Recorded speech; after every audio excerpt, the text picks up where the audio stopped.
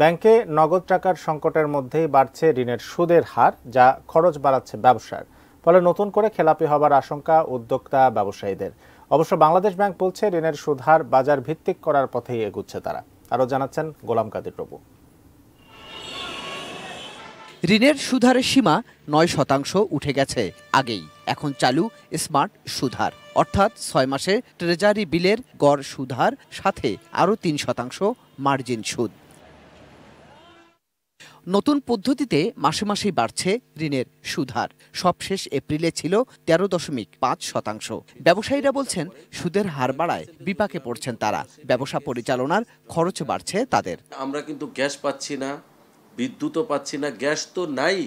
Gas শুধু বাতাস আসতেছে, আমাদের জেনারেটরও চালাইতে পারছি না, আমরা কিছু বয়লার চালাইতে পারছি না, এমনি গ্যাসের বিল দিচ্ছি। আপনার এই রেট অফ ইন্টারেস্ট 14% বেড়ে যাওয়া মানে কি, আপনি স্রেফ হিসাব করেন, আমি 9%-এ যদি আমি প্রতি মাসে ব্যাংকের ইন্টারেস্ট দিতাম যদি 1 কোটি টাকা, এখন সেটা হয়ে যাচ্ছে 1.5 কোটি টাকা।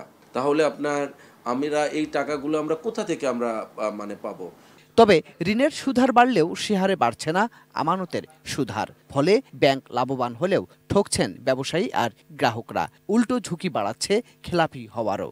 খেলাপি ঋণ এখন প্রায় 1.5 লাখ কোটি টাকার কাছাকাছি। সুদে বাড়লে যে সুদটা ইম্প্যাক্ট হবে প্রোডাক্টের উপরে, তো প্রোডাক্ট আলটিমেটলি বাজারে আসলে সেই প্রোডাক্ট দাম বাড়তি দামেই আমাদেরকে কিনতে হবে। যে ব্যাংক করাপশন যেগুলো হয়েছে, বাজার থেকে ব্যাংক থেকে যে লুটপাট হয়েছে, সে টাকাটা এনিহাউ ফিরিয়ে আনা হোক, ব্যাংকটা সংস্কার করা হোক, মার্জ করে হোক, নিয়ন্ত্রণ করে হোক।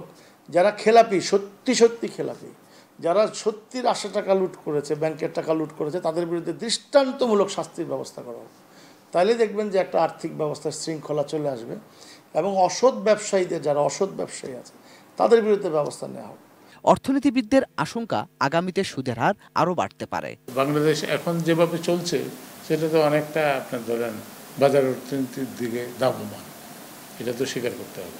তো সেই ক্ষেত্রে ফুল সুইংয়ে এখনও এখানে ওই পরিবেশ এখনও সৃষ্টি হয় না। এখনও আমাদের stock market is not functioning well. তারপরে আমাদের বন্ড মার্কেট ডেভেলপ করে নাই। তারপরে আমাদের বন্ড মার্কেট যদি ডেভেলপ করতো, তাহলে আপনার স্টক মার্কেটটাও অনেক হতো।